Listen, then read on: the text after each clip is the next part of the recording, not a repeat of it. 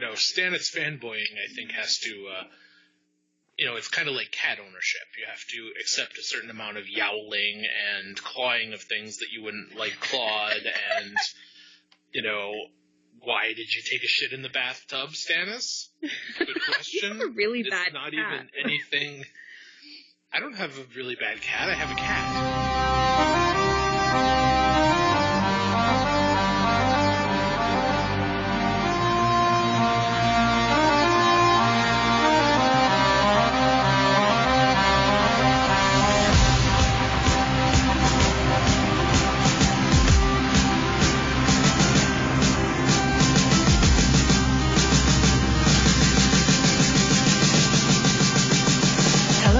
And welcome to episode 68 of the great linear reread of A Song of Ice and Fire by George R. R. Martin. We are the Vassals of Kingsgrave, an offshoot of a podcast of Ice and Fire. As usual, it could potentially spoil any events in George R. R. Martin's published series, but we will be careful with TOR spoilers, preview chapter spoilers, and if we want to discuss it at some point, I'll put spoiler warnings. It will not, however, contain show spoilers. Let me also say that the views expressed here on this podcast are those of the individual hosts and not of VOK as a whole, because we all have our own personalities and opinions, which is good. So the last episode ended with Sansa 1 from A Feast for Crows on the 16th of February 300. In this episode, we will cover Brienne 3, Arianne 1, aka the Queenmaker from A Feast for Crows, and Jon 1 from A Dance with Dragons. All three chapters take place on the 17th of February 300. God, I have numbers. Okay, now to the introductions. I'm Mary, or Nymeria on the forums. I'm joined today by Sarah. Hi, I'm Sarah, also known as Lady Weaver on the forums. I'm Michael. Hey, this is Khal Wadege on the forums. Dan. Hi, this is witless chum on the forums. Okay, Noah. Hi, Noah Pops88 on the forums. Awesome. And probably we will have Jock and Tanja a bit later. So Dan, yeah, you've been involved with the community, I think, for much longer than I have, but it's your first time on a reread, so let's do this for our listeners of the reread. Tradition is tradition. Can you tell us how you got into the books? Who are your favorite or less favorite characters? And maybe what you've thought of the reread so far, if you've been reading along.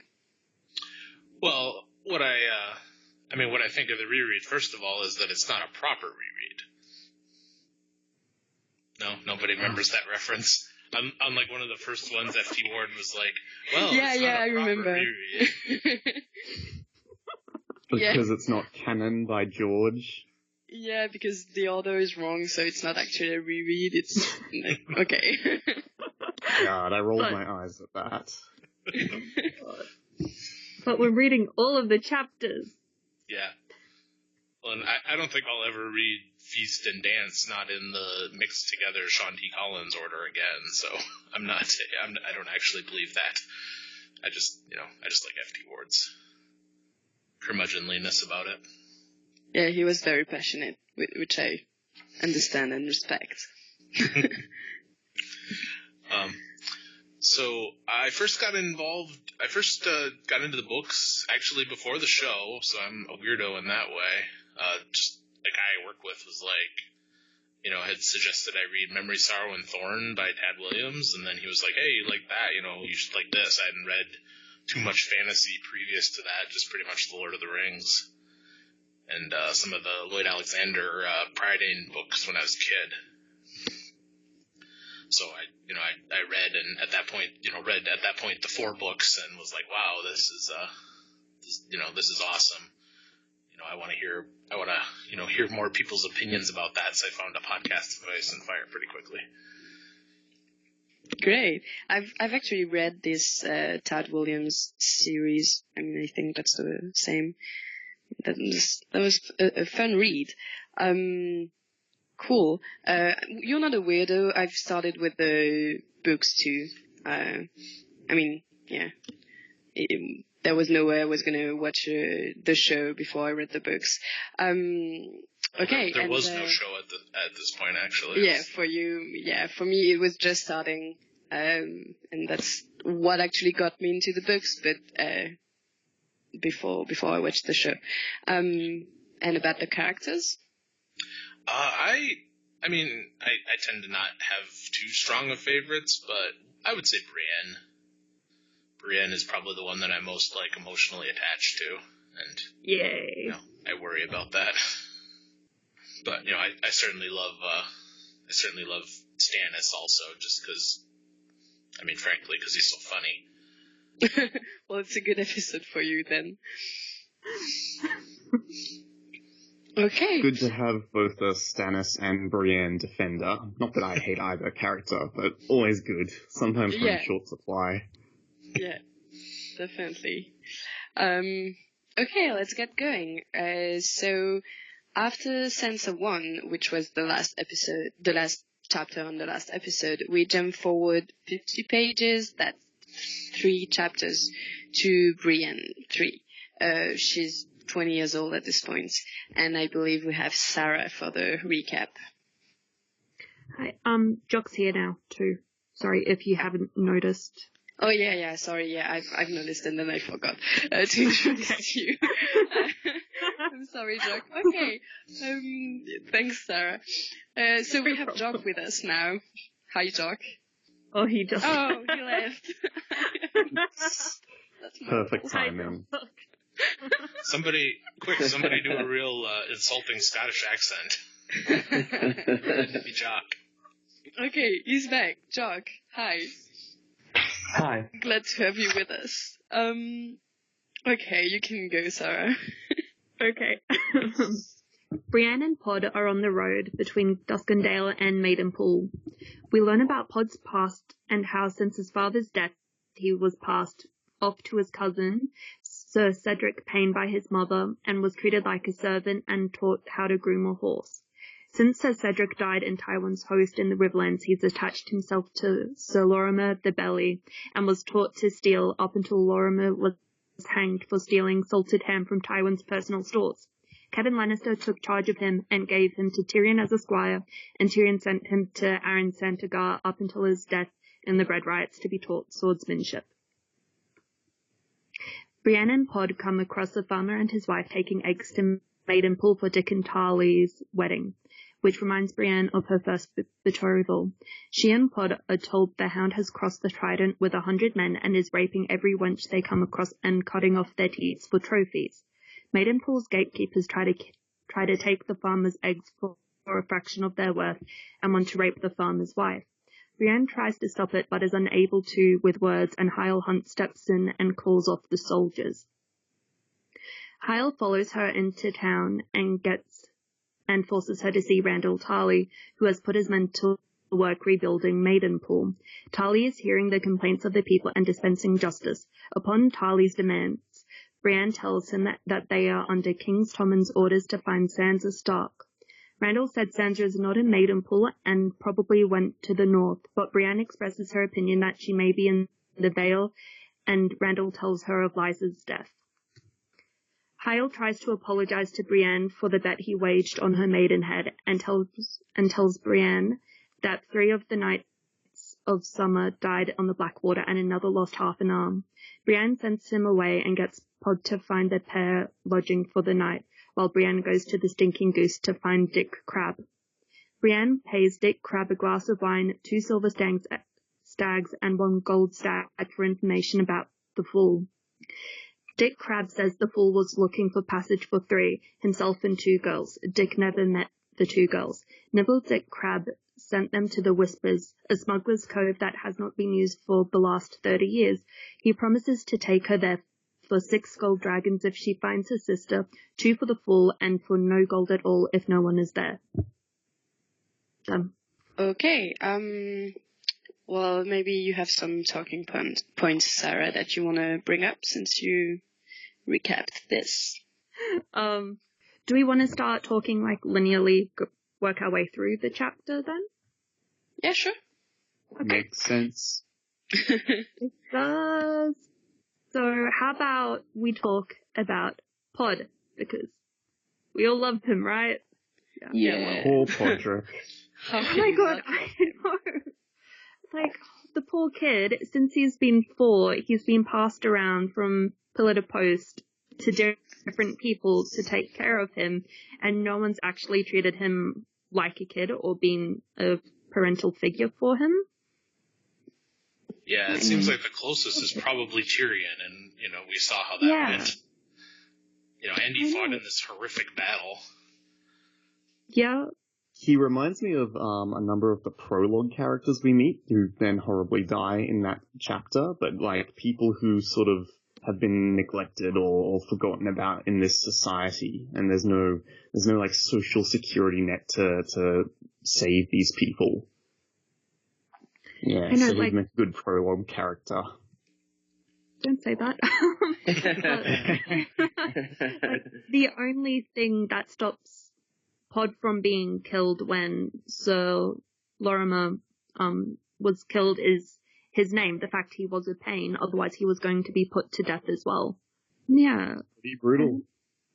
It's really brutal, and the thing is, it's not necessarily Podrick's fault for that, or Podrick's fault that he's been taught to steal. It's the circumstances he's had to grow up in. And I also want to say, Brienne, get rid of Pod, because, like, he's bad news. He's super bad luck. Because all of his masters have died, or, like, in Tyrion's case, is often in another country hiding and, like, managed to get out of it. Yeah, we've talked about the fact that the Brienne chapters are in some way there to show us how terrible the war was and still is, and what are the shape of the country now, and the harsh reality of the world, and Pod also plays a role in that, because he's been abandoned again and again, and like I like the pair, the two of them together really make a good team. Yeah, the Sir Milady thing is makes me smile every time I read it. Yeah. And sometimes he does it in the other order, but he never can decide to pick one. Maybe it's because he's like, I know you're a woman, but you're also a knight, at least in my eyes, so I'll say both. Mm-hmm. Which is sweet, but yeah, he needs to pick one too. And how about we talk about Pod being a swordsman, and how Brienne cuts off some sticks and then uses them as practice swords with Pod to see how good or bad he is with it, and that he might be slow of speech but not of hand, and that she thinks that he's fearless and attentive, but he was also underfed and skinny and nowhere near strong enough. So I think that if she feeds him up and teaches him properly, he might actually turn out to be quite a good swordsman, because it seems like he already has natural talent, or has caught on very quickly with it, because Arianne Santagar was only able to teach him for a very short amount of time, and none of his previous masters before that taught him any swordsmanship. Yeah, even Tyrion thinks that, I'm amazed that this kid who can barely speak, he keeps such a level head during the battle. So yeah, he's got potential. Yeah, I think he really does. And no, I was just going to say he's 13 or 14, so yes, he's a lot older than when people normally start training. Yeah. But yeah. But he's still quite young. I mean, he's not a 40-year-old. Yeah. We actually have so we have the shadow of Bina with us today, because she wrote a number of notes about these chapters. So she has one about this. It's that she thinks it's interesting that no one has replaced Arianne Santagar as Master at Arms at King's Landing, and she thinks it shows how the local government has been brought to a halt in King's Landing, which is very true. I mean, it seems completely absurd that no one has been appointed to replace him. So about Yeah. 8 months have passed since the bread riots where he's killed. So yeah, it does seem really, really crazy that for 8 whole months there's been no Master at Arms at the Red Keep. Yeah, I mean, if it was Definitely. just Cersei, well, that's Cersei, but Kevin was there too, and Tyrion before that, so it's still weird. Definitely. And as well, in theory, because there's no Master at Arms, no one's being trained in swordsmanship, and you have wars going on, and all of your practiced knights and everything like that should be off fighting them. So Yeah. it's very silly because it means that a lot of your skilled people are going off and possibly dying or coming back injured. So you're leaving yourself at a disadvantage by not training up the next generation. We do see some of the Tyrell soldiers and Lannister soldiers, they're still training in the yard, but I don't know what the official job of the Master at Arms is. Maybe they give out the armor or make a schedule. I don't know. Does anyone know what the Master at Arms does? Well, at least for the royal children, people. like he should be the Master at Arms should be teaching Tommen or young squires like Pod, who is actually the squire of Tyrion. So he's not no one. So I guess that's mainly his job to be teaching squires and royal princes. Yeah. Yeah, it's one of these things where it probably depends on who has the job to see how, wide their influence and responsibility is too. Like, when we hear from the Dunk and Egg stories about Fireball being the Master of Arms and, he made it into a really influential position eventually. Mm-hmm. Yeah. But it doesn't seem like Aaron Sandegard did much except for, train noble children in the yard. You don't hear about him really in many other contexts. Yeah. Well, we see Roderick Cassell. We get a little bit more of a glimpse up into his importance in the Stark family. Mm-hmm. So that's true. It seems like a position in quite high esteem. Yeah, one you'd want to sort out and fill quite quickly. Yeah. Agreed. So, I think it speaks to the clusterfuck that was after the Battle of the Blackwater. Like, just so many things had to be done in preparation to the wedding and stuff.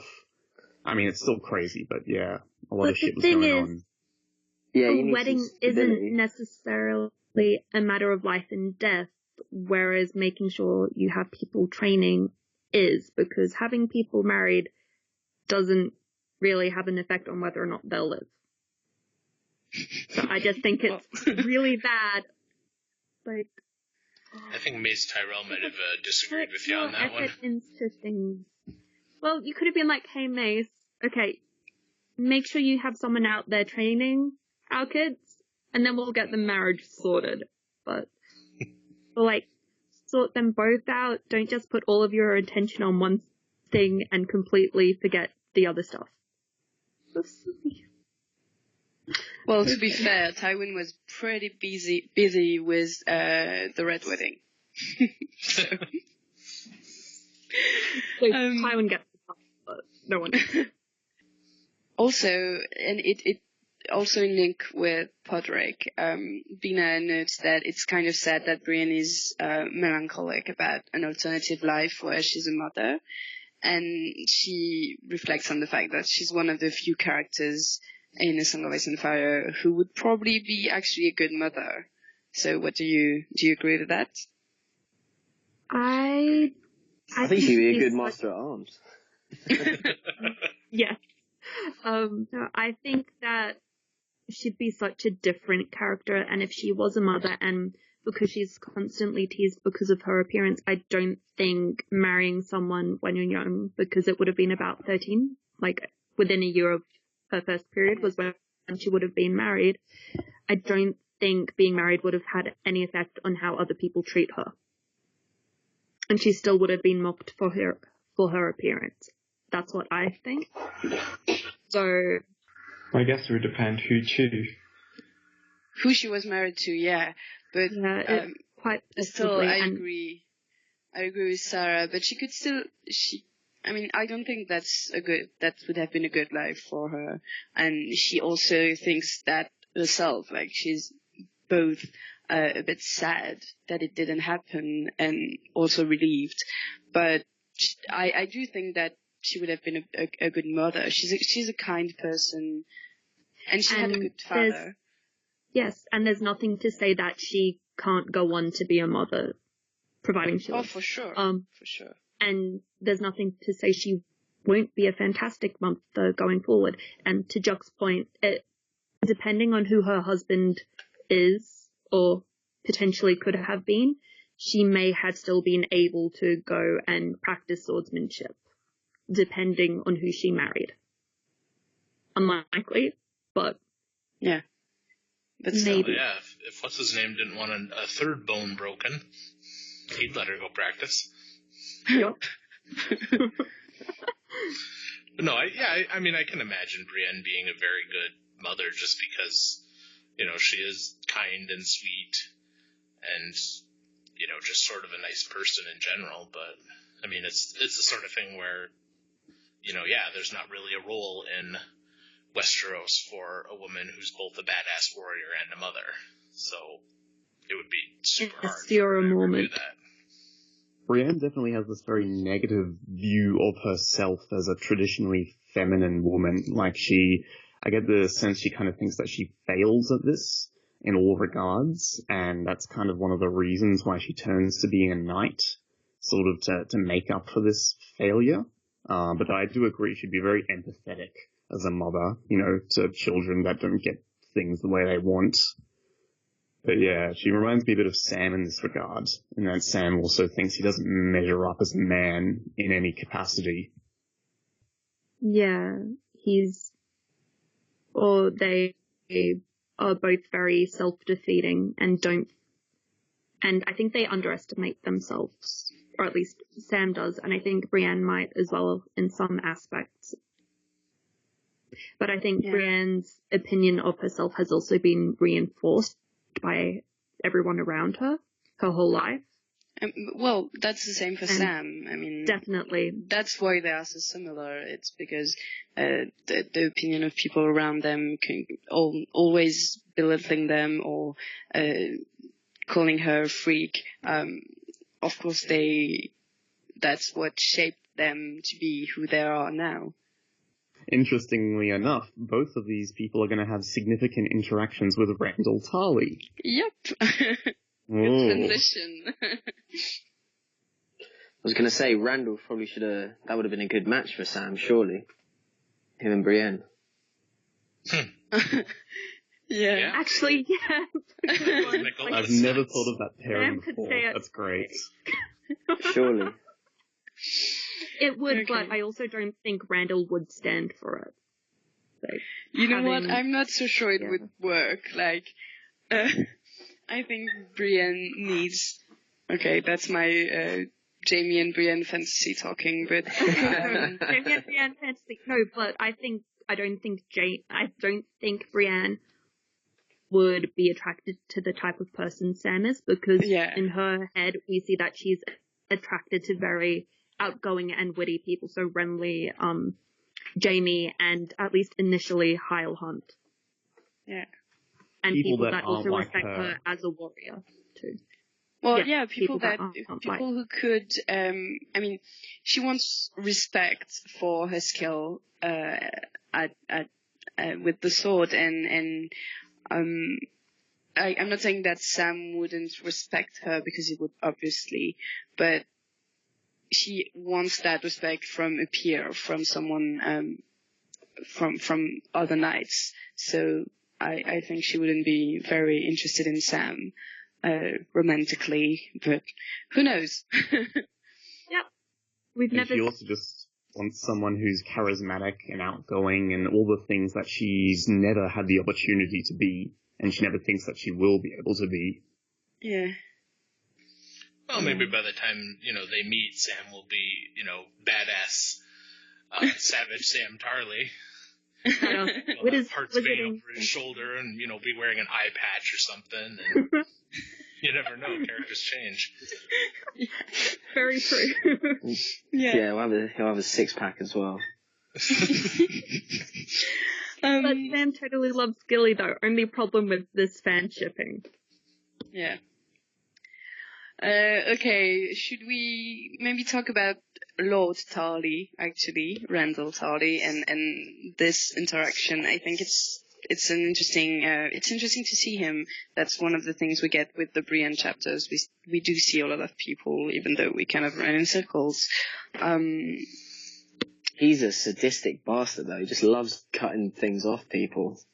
That's awful, right? I mean, yeah. He's a sadistic bastard and a sexist bastard. Like like extra. That goes without saying. He is awful to Brienne. And basically any other woman in the story. I almost get the impression that he's not even sadistic. He just doesn't care, or he just doesn't view these small folk as sort of being worthy of care and consideration. Well, with his punishments, I think he's very similar to Stannis, where it's just like, you did the crime, this is your punishment. Apart from the one with the woman, I'm like, I don't think that's fair. Washing her out with lye and then having her, sending her to the black cells where it's still, she's a prostitute, but your men are the ones who went to her. That's their problem. Like, and it could have as easily have been one of his soldiers who was disease ridden. Do you know what I mean? That's quite possibly where she got it from as well. Well, exactly, the first one, and then everyone has it now. Yeah, that's the one where it's like, this is extra, this dude is enjoying giving out these punishments because, and also I think Tarly seems to sort of the detail and kind of care he takes in the horrible punishments he's, dealing out here. I think that kind of shows that he's sort of, I think he's getting off on it at some, in some manner, just because he's taking so much care with, like 7 fingers, but not the thumbs. Yeah. I mean, when you think about that, that guy's probably going to die because he's going to have 3 fingers left. He can't do any work. What can he do? He's so screwed. Well, leaving the thumbs as if that's some kind of kindness. Well, it is maybe for Randall Tarly, but... Yeah. And then when he puts the nail through the archer's hand, it's like, okay, he can't be an archer now. So, like, these 3 people have all had their livelihoods ruined, and they're probably all going to die. Like, it's so extreme. Yeah, he just sees it as setting an example to the rest of the small folk or his soldiers. Yeah. I mean, I guess that's why those soldiers... Why? Maybe. But that's why those soldiers at the gate left Brienne alone once they mentioned his name, because they know he's going to follow through and probably kill a couple of them.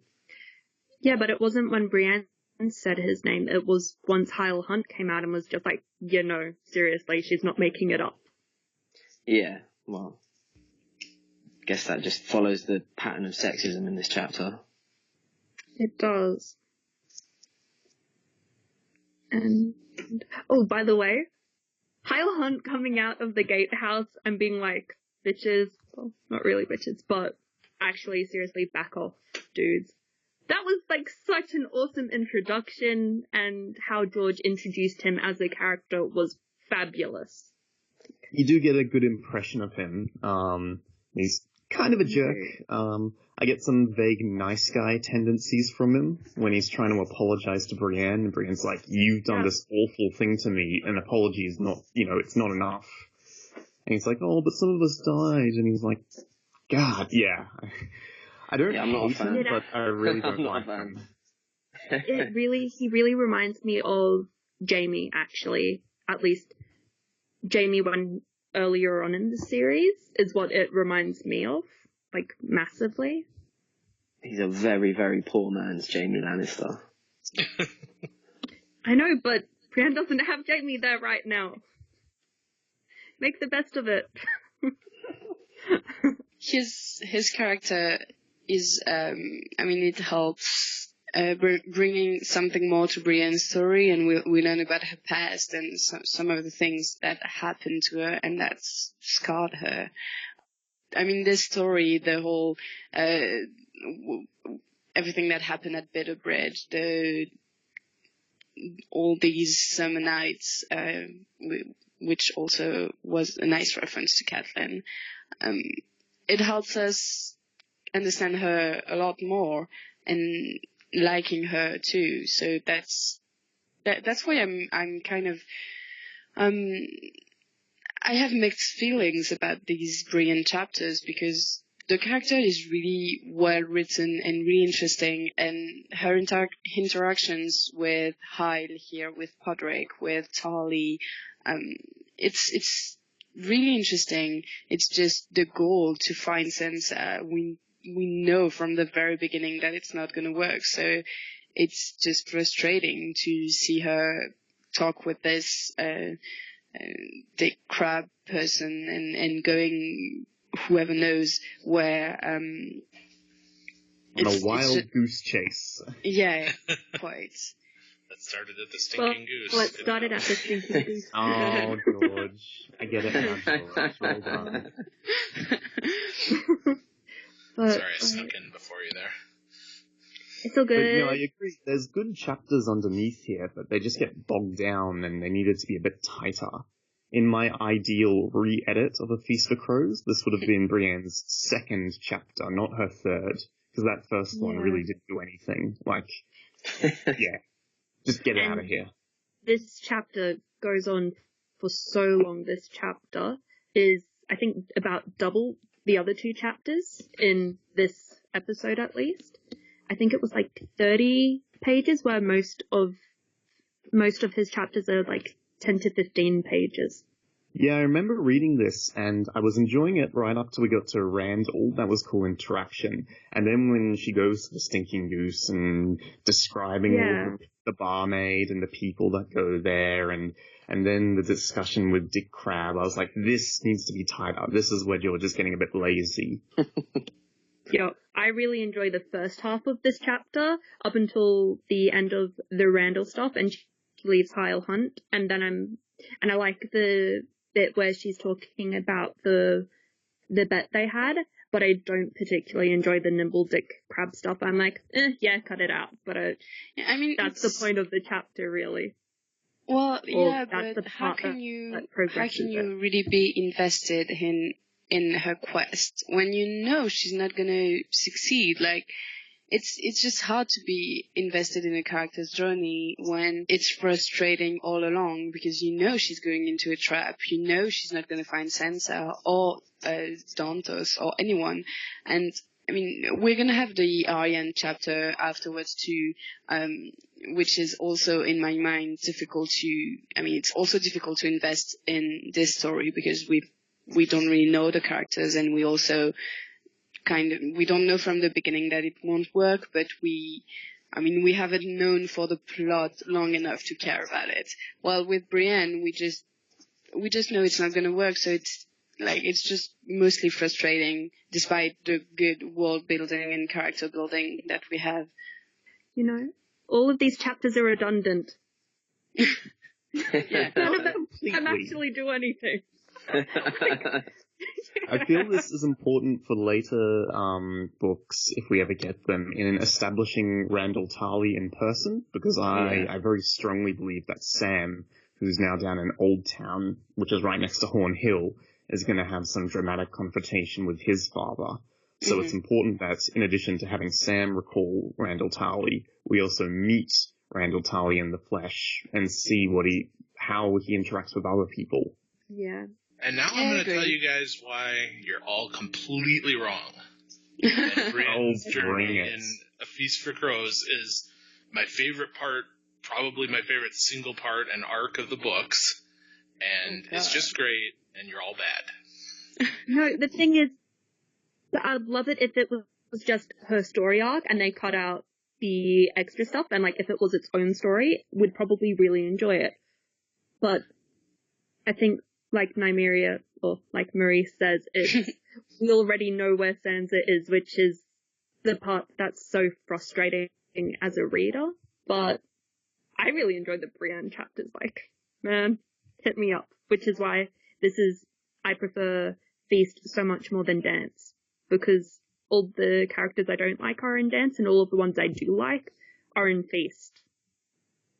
Yeah, I love her chapters on a reread. Like once I know that nothing's going to happen, I can take my time, and the interesting bits about Brienne's character are there, and that's good. But yeah, a chapter needs to be both interesting on the first reread and then the second, or the first read, and that what comes after. No, I mean I'm going to tell you guys you're all completely wrong. The extra stuff is a lot of what I really love about Brienne's journey, and sort of, you know, that George is, you know, he's widening the picture of Westeros that we get, and, you know, you've got all these little, you know, you've got all these like tiny little dramas that Brienne kind of goes along through. You know, it's like a road movie, or, you know, it's like Huck Finn, where they're going down the Mississippi and they see this happen and this happen and this happen. And, like, I mean, this little thing, like, you know, this starts with this little vignette with the farmer and his wife just trying to get into the gate at, you know, a town that's, you know, in pretty good shape for some of the places in the Riverland. And, you know, they basically, you know, have to almost, you know, she has to almost be raped, and they have to have their produce stolen almost. And, you know, there's like all these tiny little dramas that Brienne wanders through, and that's just what I really love about her arc, and how you know, see all this, you know, it's kind of, I feel like I'm sort of seeing behind the scenes of the story that I just read in the first 3 books, you know. And as far as the fact that, you know, we know that it's not going anywhere, because, you know, yeah, you're right, we knew that it's not going anywhere. I remember, I 100% am not making this up. I remember reading it, you know, sort of at the time where, you know, she didn't, by the end of her arc, she hadn't gotten to Sansa, and I thought, like, you know, wow, that's like how every fantasy book should happen, because in so many fantasy books you have these, you know, equally doomed searches that go ahead, but they work, you know, like they find the hobbits, you know, when they're chasing when they're chasing them across the plains there in the 2 towers, and yeah, that should never work. And I think it's really neat how in Feast, you know, both Feast and Dance, George gives us an example of like a doomed, insane quest that could be like the centerpiece of a different fantasy story, but then in his version it doesn't work, and it actually turns out kind of like, you know, it sort of should in his version of, you know, the fantasy world where things don't work out exactly the way, you know, the way for everybody. So that's sort of why, you know, what you're saying is, which is certainly true. Yeah, you know, the whole time, you know, even reading it the first time, I think you don't expect her to find Sansa really very much, or at least maybe I didn't. Yeah. But, you know, that's why I think that's why you're all completely wrong. And that's a good point, actually. And it's great. Like, that's why it's so great to have you on this, because we need to have people defending this kind of story arcs, because they're really not very much loved in the fandom, I think. But mostly because we're kind of tired, probably, of waiting. I think that plays a big role into what we think on the rereads. Yeah. And, I wonder if... you go, Sarah. Okay. With Dan's point about how all of the extra stuff and how the little vignettes with the small folk stories, that's actually what makes the Broken Man speech work, though. Having seen all of these different experiences through Brienne is what makes that speech work and so impactful. So it makes sense. Yeah, it really contextualizes, if I could say that word. Yeah. You know, something, you know, everything that we've seen before that speech does, you're right. Yeah. Michael, you wanted to say? Yeah, I wonder if Brienne, say, had been thinking in her mind throughout all of these chapters, alright, I'm going to the Vale, she might be in the Vale, and maybe in our minds her trajectory was a bit more certain, whether it would have been more engaging, less engaging, what impact that would have had, because, yeah, when she thinks, oh, okay, let's go to the Cracklaw Point, yeah, we have that point. She ain't there, Sansa ain't there, no one's at Cracklaw Point. Someone's at Greg Yeah, Club. but she thinks twice in this chapter that the Vale, if this doesn't turn out, I'm going to the Vale because that's where I think she is. But it's just, she keeps getting hints that, oh, she might be here. So she's like, okay, I'll go here. But if it doesn't turn out, I'm going to the Vale. Yeah, But then she abandons it when Randall she says, learns "Oh, and Weiss is likes dead." her, yeah. I know. It has a quality of, like, you know, the guy who loses his car keys in the parking lot and he's looking for them under the street light, and they ask him, why do I think you're there? You know, why do you think the keys are there? And he's like, well, because I can see here. Yep. You know, because Brienne is not. That's another thing that I really love about this is, you know, Jaime gave Brienne this quest, and it's completely a in character Jaime thing to do because he didn't really consider whether Brienne was kind of, you know, equipped for this, and she's really not. Like, she's, you know, I mean, yes, she sort of got him back to King's Landing after she promised to, and she's very resourceful, like, you know, when there's a river galley coming after her, and she gets rid of it, you know, basically on her own. But she's not, like, worldly. You know, she's not great at, you know, like, talking to somebody like Dick Crab and sort of understanding, you know, how a person like Dick works. You know, and I should just say that also Nimble Dick Crab is my second favorite character. I love his name. Like, his name is the best. But I think Brienne's naive, but I don't think she's stupid, and I think that's why she trusts Dick Crab and doesn't realize he's totally leading me on, or at least doesn't really suspect it in this part and continues to follow him. Whereas Jaime's a lot more jaded and is less likely to believe people. Well, But, I also yeah. think that she's not stupid, and she might not even be that naive, but she also don't want to miss out on a lead. Like, she has so few of those that if she has something she can follow, well, she will follow it because she doesn't really have any other choice. And I think that's why she follows him. She doesn't really trust him or trust what he's saying, but just in case he's not lying. Yeah, she's grasping at straws, and here's a straw. And to be fair, it fits the bill. Like, it's a fool, it's got two other people. Like, she can't walk away from this information. Although I noticed how George kind of, you know, he had Dick say, you know, because Brienne, like, you know, because again, Brienne is not experienced at doing this kind of thing. She's not stupid, but she's not experienced at, like, questioning people. And she, like, says, oh, you know, 2 girls with him? Which is exactly what you shouldn't say in that situation. You know, you should not volunteer any information with your questions. But she doesn't know to do that. And Dick, you know, being a con man, picks up on that and is like, oh yeah, could have been 2 girls. Well, I never saw them exactly, but I bet it was 2 girls. And she doesn't sort of, you know, she doesn't sort of pick up on that. But I thought that was a really nice touch by George that, you know, she's sort of questioning him like a bad policeman. Yeah. Okay, do you guys have any more points on Brienne, or should we move on to Arianne? I had one thing on this chapter that I'd noticed, but not on on the reread. I didn't realise Dickon was marrying Lord Muton's daughter. Oh yeah. So basically, Randall's taken over, like, he's actually taken over Maidenpool. Mm-hmm. Which was pretty cool. Actually, yeah, it's cool. That surprised me a little when I read that today. It's that I would expect Randall Tarley to go for a higher match than the daughter of the Lord of Maidenpool. Yeah, a bit more ambitious. Yeah. Yeah, I've heard, and I don't know how much we want to get into theorizing here, but I've heard people theorize that that's part of him, you know, being a friend in the reach of the Golden Company. That, you know, the idea that he would want to control Maidenpool as a, you know, a good invasion spot or something. I don't know if I buy that 100%, but I've certainly heard people argue that. Well, okay, yeah, I can see that, yeah. I think just as a port, it's valuable, and when you consider what a little bitch Lord Mooton is now, he's going to have real control. Because, yeah, if you've seen this chapter, he's just, like, looking out when Lord Tarly is dispensing justice over his subjects. He's watching this the marriage.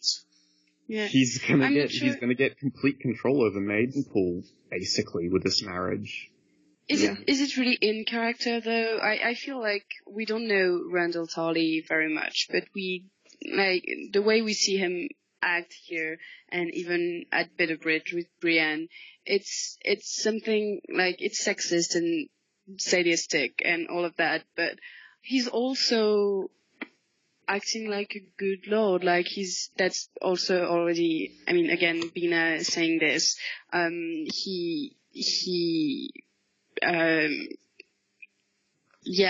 restores peace, he's rebuilding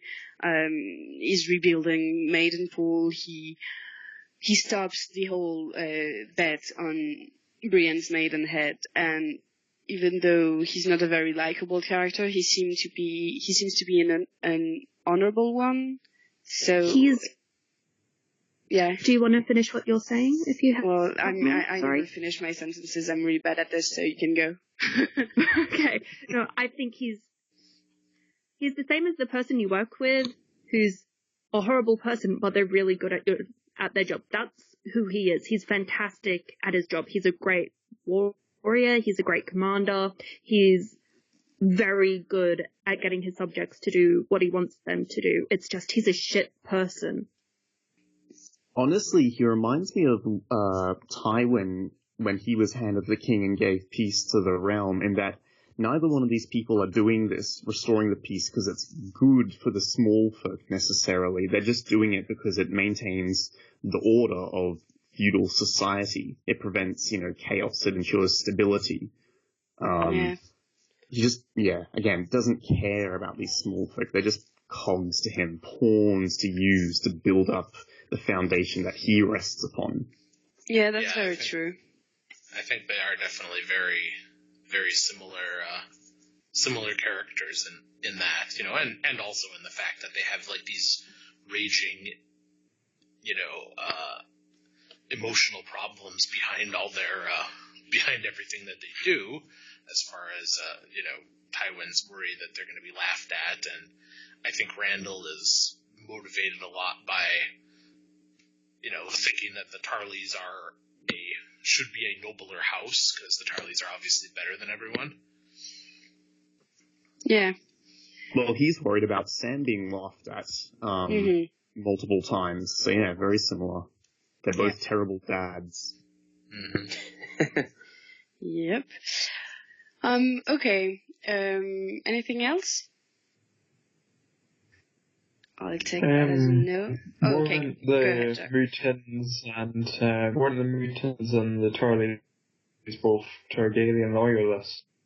Yeah, that's true. Our first mention of Sir Clarence Crabbe. Yeah. 8 feet tall as well. Okay, well, we can move on to Arianne. I'll just finish with something that Bina notes, which I find really really a good thing. She says we actually see a feast for crows in this chapter, which is gruesome and terrible, but the title of this book is really accurate here. That is a really good catch. Yeah. It's like in the movies when they say the name of the movie. Yeah. Yeah. Okay, so after Brienne 3, we jump forward 90 pages and 6 chapters to Arianne 1, aka the Queenmaker. Arianne is around 24 years old at this point. And Michael, you have the recap. Alright, so here is the Queenmaker. Arianne is waiting in a desert ruin for Sir Aerys Oakheart to arrive with Princess Myrcella.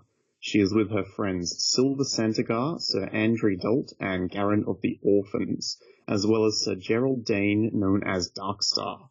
News from Plankytown tells of dragons in Karth, a slave rebellion in Astapor, and that the Golden Company has broken their contract with Maya for the first time in history.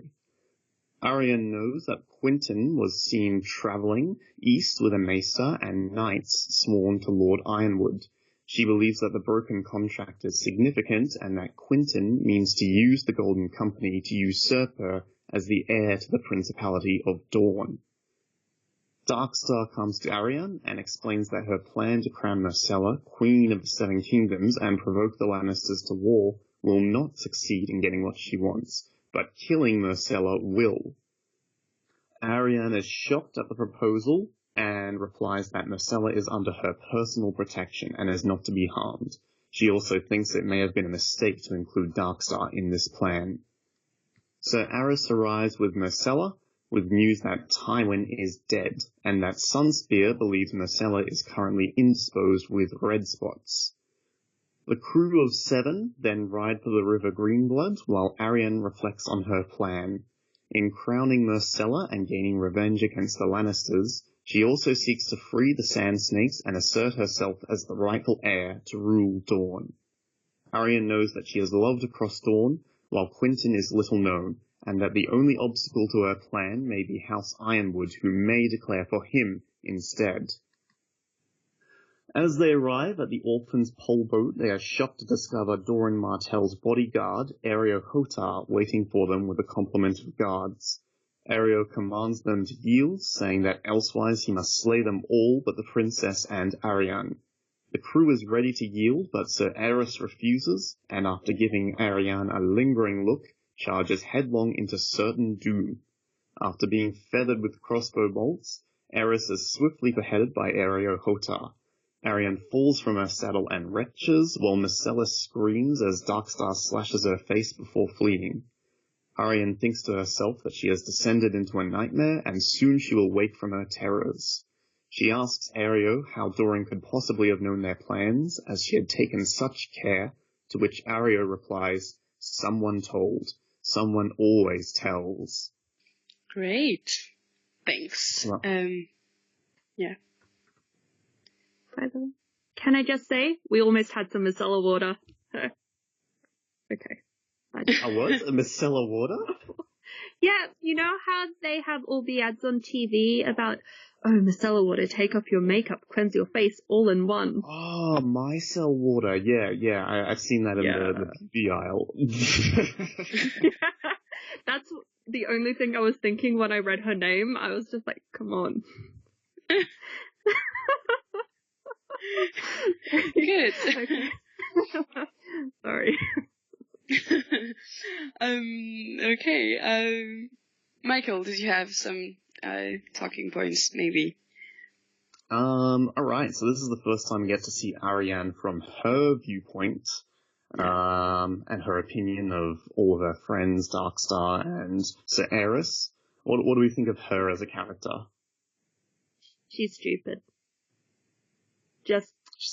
She's kind of stupid. I think on some level she realizes that this plan is very desperate and brazen and fraught with peril, but on the other hand, I think she's blinded by her want for vengeance, and also the fact that she believes she's being dispossessed. That's causing her to do this, I think very it's reckless thing. To me, it feels more like fear than it feels vengeance. Like, I really think she fears to lose her heritage, and she doesn't want to lose Dawn, and she's afraid that Quentyn is going to take over. So that's what drives her to do this, and also she wants to do something. She doesn't want to stay idle while her father dispossesses her, like she thinks is happening. But at the same time, that plan is really stupid, and that's not the worst thing about it. To me, it's that it's also very cruel to Myrcella. Like, even if their plan had succeeded, it's just cruel. Like, it cannot end well for Myrcella. Like, there's no way it's gonna be. Even if they win, she'd be killing her brother and she'd be killing family members. Well, she doesn't want to really... kill any of them, and she thinks Tommen will just be Lord of Storm's End. And I do think that this is naive. Like, you can't make someone not be a king once they're king. Yeah. So she has good intentions. I think her plan is very surface level, so I think it looks okay on paper, but she didn't think through the reality of it very much, and I think that's the problem with it. Sorry, Marie. Yeah. Yeah, no, you you're right. Go with You're right. I just meant to say that, like, she has good intentions, but she really only thinks of herself in this. And like when Marcella arrives and she's like, "What's going on?" But why do you want to crown me? I'm not a queen. Like Tommen is king, and that's fine. Like she's not. It's not really fair to this little girl who has done nothing to anyone, who's actually like a good girl. She's smart, she's wise, she's like, you want everything for her, but it's not fair to her. She's really only using Marcella, and despite all of her best intentions, that's not fair. Yeah. It's not, and I also think Eris Oakheart is kind of silly to take Marcella there because he wasn't told the full plan, and he gets there and he's like, "Oh yeah, what's the rest of the plan?"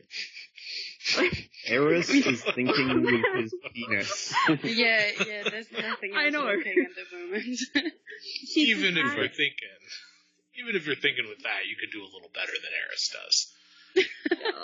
He's like, "Hey, I bought you Marcella. All right, let's make out." And Arianne's like, "What?" No, but seriously, he's as bad as she is because she brought Darkstar along. It's just like, "Oh yeah, he's super hot. Maybe I should make him my consort." And then in her head, she's going, "But he has a cruel mouth with a crueler tongue, dark and angry eyes. He's a really bad person. But he's really hot, so like, let's make him my consort, yeah?" I think Arianne bringing Darkstar there represents her subconscious frustration that if this plan succeeds, she's going to have to marry Eris. And, well, she doesn't hate Eris. She gets along with him. It's clear that she's not in love with him, and she's not besotted with him, and Darkstar represents that sort of alternate, that contrast. Again, it is stupid. It's very stupid. It just reminds me of Dany and her decisions, and I'm like, oi, man. There's definite parallels there. Yeah, but you know, like, there's almost a 10 years difference between Arianne and Dany. Like, 8. Like, Dany must be, 16 at this point? Probably. And, yeah, I mean, I get the sense where that she's coming from, but I don't have a lot of sympathy, at least yet. I think this is a turning point for Arianne, and next time we see her, I'm gonna like her more because she'll be, "Oh my god, what have I done?" But right now, nope. The parallel I actually thought of with Arianne here was, and you guys are gonna think this is mean, but was Cersei. Because, they're both... Well, she's using sex, yeah. Is it because Cersei trusts the Kettlebacks because they're pretty, and Arianne trusts Darkstar because he's pretty? It's because she's power hungry. That too. No, it's because she, I think, when you get Cersei's POV and you sort of see her starting to try to scheme, she thinks of herself as this great schemer, but really she's just kind of been sitting on the sidelines her whole life, like thinking, well, I'm smart. I could do so much better than my dad or Robert, of course. And, she probably could do better than Robert, but it's just somebody who's like trying to play the Game of Thrones when they've never really played before, but they don't quite realize that they're inexperienced and they don't quite know what they're doing, but they also don't realize that they don't quite know what they're doing. Like, it seems like Arianne was, not kept in her father's counsels as much as she should have been if, she was, because we find out later, she's supposed to rule Dorne. So she really needed to be, kind of brought along as a ruler much better, and her father kind of didn't do that. Yeah, well, I that's definitely blame that on Doran. Yes. It's almost as if Arianne has been living in an extended adolescence, but if she'd been told this plan, this very important plan, that would have caused her to mature, and start thinking in terms of Game of Thrones, let's roll the dice and stuff, but yeah. So part of this is Doran's fault. Mm-hmm. Well, and it's not just the big Doran Martell master plan thing either. It's like, it doesn't seem like Arianne is particularly involved in, like, the governance of Dorne. Like, you don't get her, at any point sort of thinking about stuff like that. So, why isn't she, being pushed into doing the kind of things that Ned pushes Rob into doing? Yeah, to, like, having the training wheels, getting them trained up so that later on they are ready and will make good decisions. Yeah, definitely. And she seems like she's really motivated by trying to, like she wants to be taken seriously too, I think. Which I think is perhaps bred some by that, she's just kind of being left over here as the princess, and she's not getting the, and she's not sort of a part of everything. You see in the previous chapter with Eris, she mentions the various duties that Doran gave to all the people at Sunspear. Like, someone got to take the accounts, the seneschal got to take the management of the castle, and all she got actually was manage the feasts and frolics and entertain the guests. And it's something that quite annoys her. And she vents to Eris. So yeah. Yeah. You can imagine a lot of frustration in her. Yeah, and as well, we can't really expect her to grow up and act with a better head on her shoulders if she's never had to or had the opportunity to.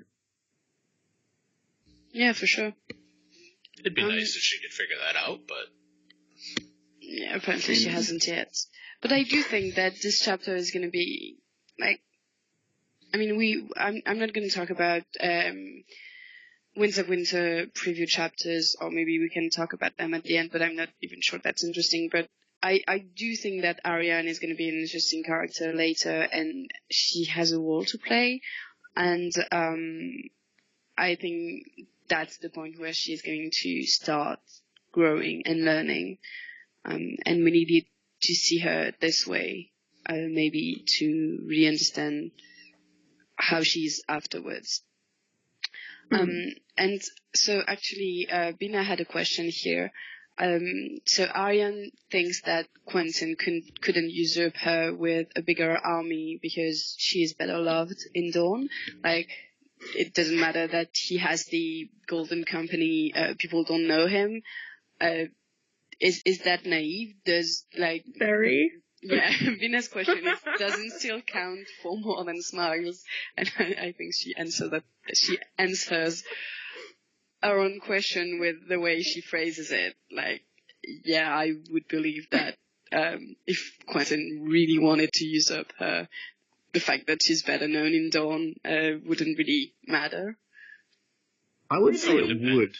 It would depend how. Because her reputation...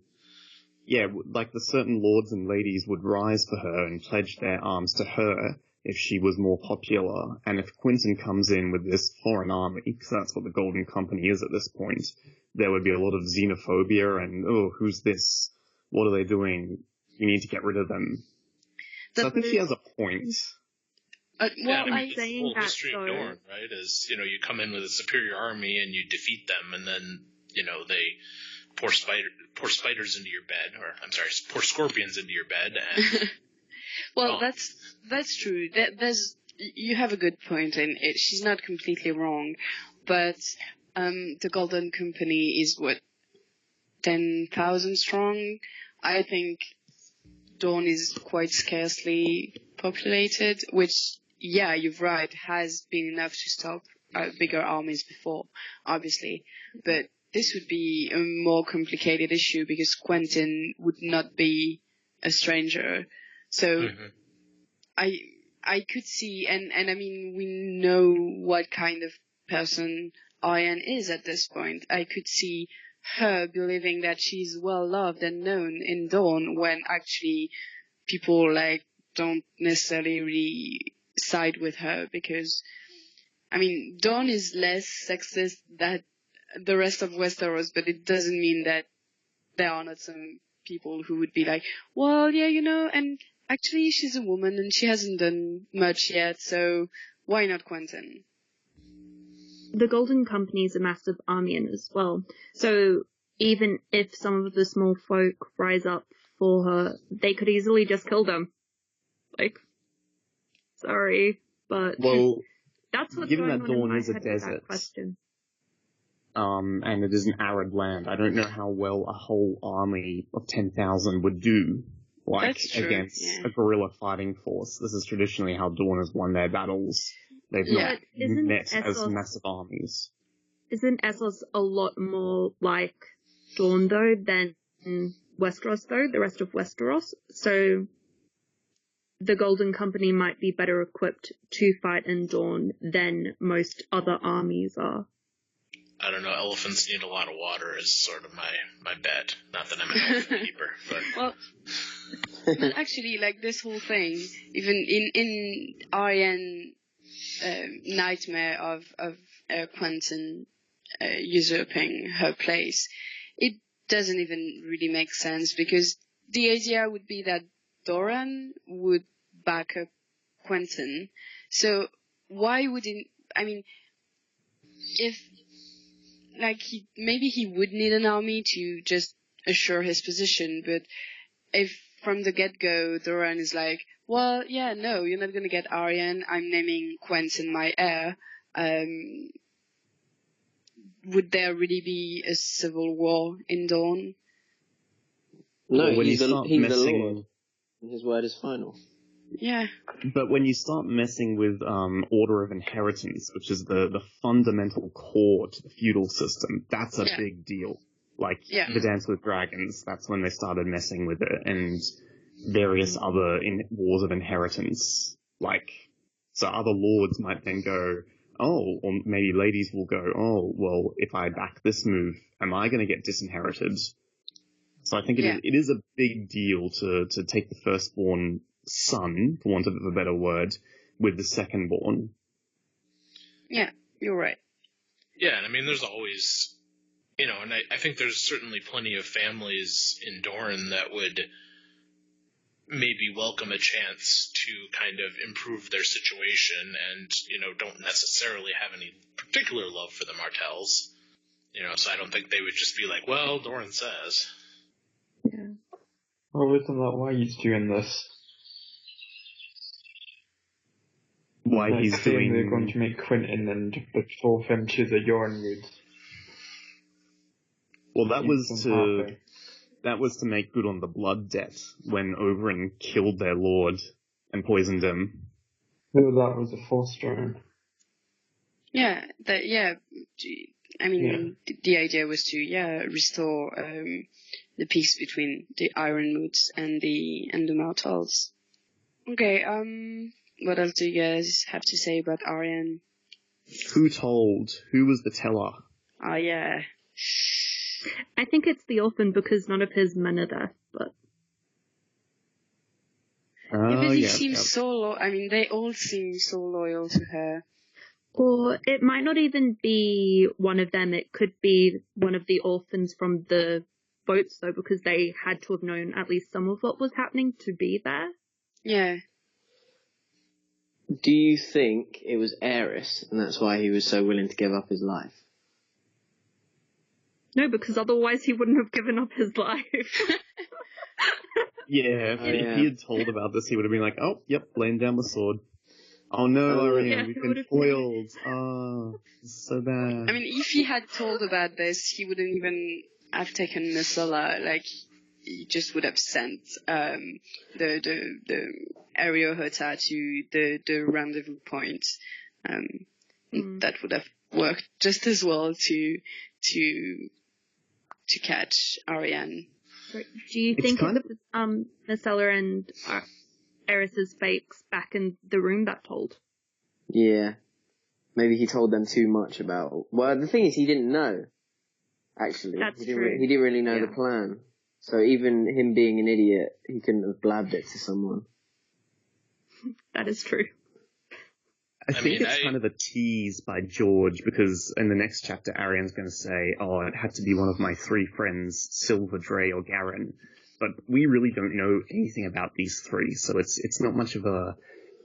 you can't make good theories out of it when, they're just indistinguishable characters at this point. Mm-hmm. Well, maybe you're right, it is Garen, because what happens to the 3 of them afterwards? Garen gets exiled to Tarosh. Oh, right. Dre goes to Norvos, and Silver goes to Estamont to wed Lord Estamont. Who's like 70. Yeah, he's an old like man. Yeah. I've always thought that, just based on the narrative trajectory, that Silver was the one who did it, because Garen and Dre are basically out of the narrative. We're probably not going to see them again, unless, I don't know, maybe Dany goes by Tarosh, but unlikely. Whereas Silver is right in the Stormlands, that's where Arianne's going, and it's where, conveniently, the Golden Company is going to land, and Arianne's making a beeline to the Golden Company, so I just feel like they need to have that conversation, the dramatic revelation. That, again, doesn't really mean much, because we don't know Silver's Santikar. I'll buy that. Yeah. I'll buy that. Yep. I like your theory. I feel like I'm cheating, though. Again, I'm not basing this on Silver's characteristics. Well, we don't because have we any don't know. characteristics, so it's the best She theory. has freckles. She's really annoyed they keep making fun of her for her freckles. Yeah. Doesn't it seem like an of the night type of thing to do to tell? So my money's on Darkstar. That's true. I think He did I don't escape. get douche. Yeah. I don't get Darkstar. Like, what? He's He's such a prick. Yeah. he's an emo character. Like, just, God, teenagers. It would make But sense he's not though a teenager. for him. He's in his Well, yeah, mid-20s. but he acts like one. It would make sense given that his plan was to Kill was Marcella. to kill Marcella and start a war. It would make some sense for him to tell and then, be ready to act when In the be chaos, ready to run in the chaos and, maybe hoping that, more chaos would happen. Like, he starts this little fight and, maybe Arianne even gets hit by a stray crossbow bolt or something and it's just a complete mess. So given that Darkstar's goal seems to be chaos, I kind of think it was him. But whether he would have known the full details of the plan, I'm not sure. Well, he might have, because Arianne said that they needed Darkstar for his castle. Yeah. So potentially he knew the whole plan. So yeah. Yeah. But right Someone after could have that, just Silver says, overheard. there are other lords with other castles, Mm-hmm. Yeah, but We from don't the need beginning, like, Darkstar. yeah, but obviously Arianne trusts him for some reason, Because at he's hot. to some extent. Yeah, because he's hot, basically. So, I mean, oh my God, when she thinks about the very beautiful children they would have, I was like, oh, come on, please. She's like Sansa, though, in the Game of Thrones. That's what it's Yeah, like. but again, like, more than a 10 years difference. But she's It is never had to interesting. grow up. I mean, Dan, is it Dan you were making the parallel with Cersei? Or Michael? Sorry, I forgot.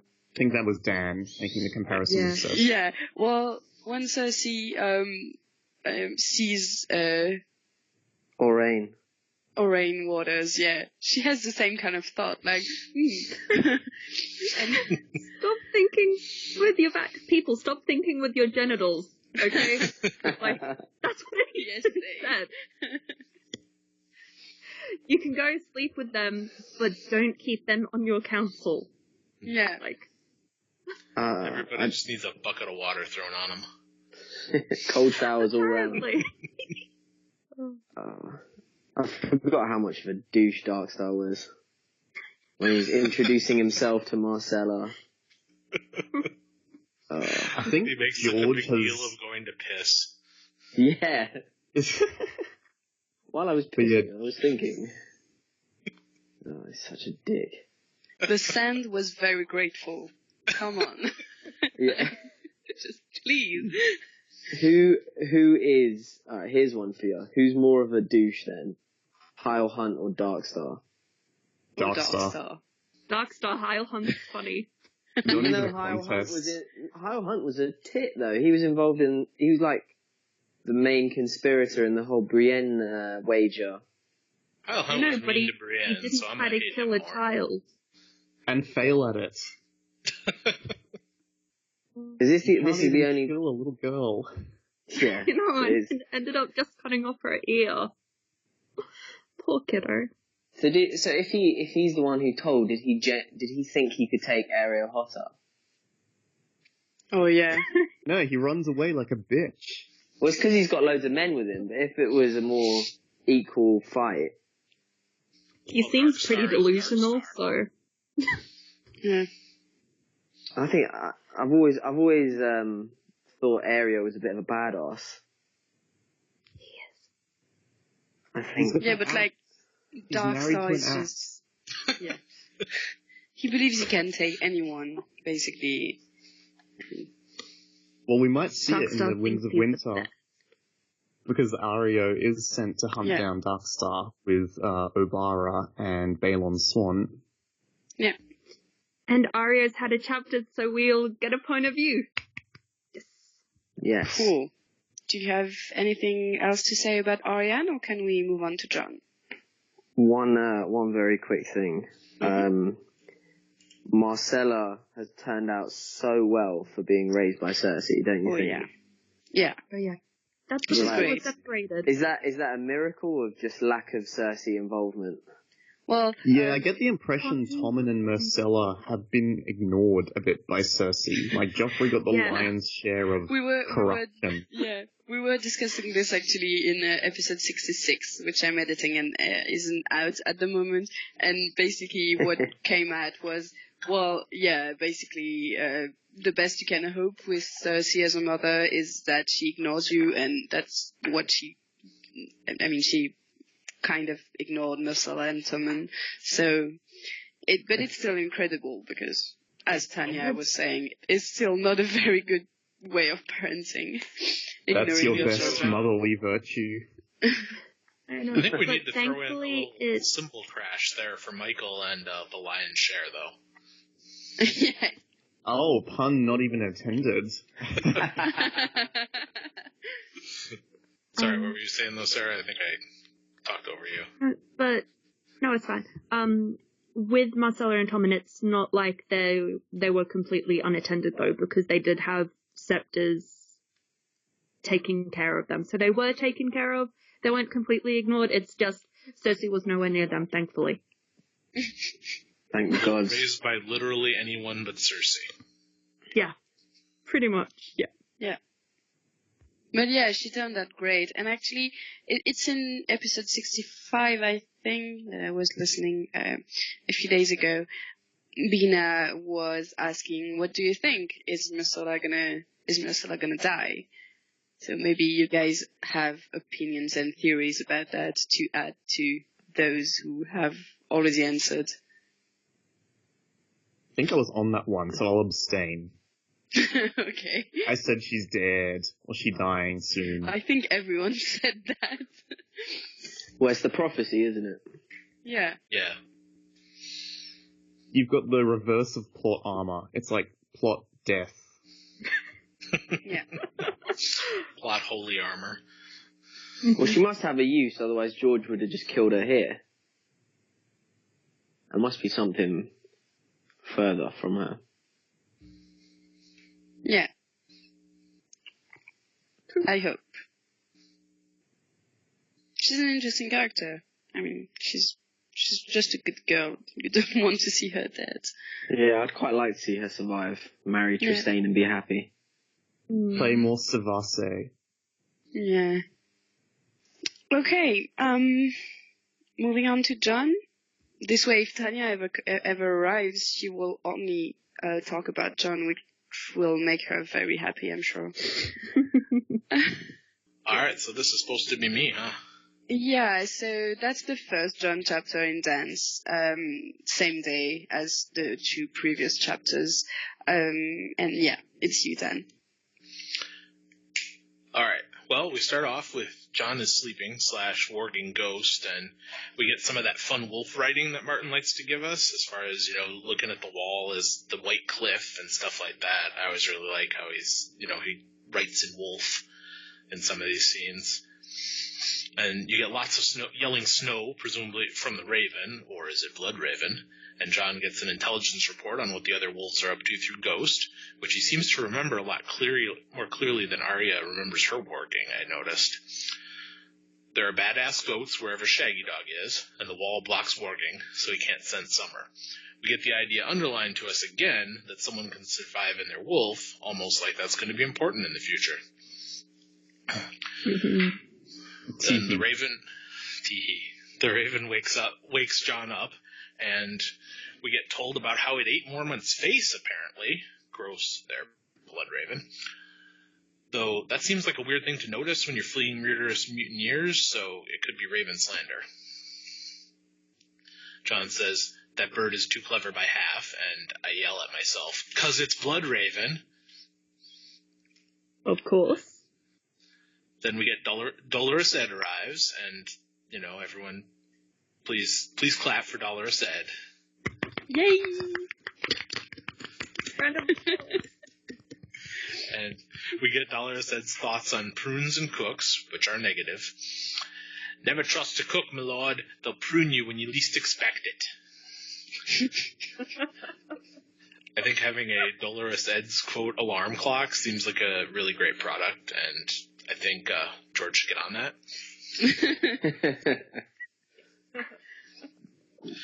We hear John get his update on wildly prisoner matters and find out he has to skip breakfast to go see Stannis.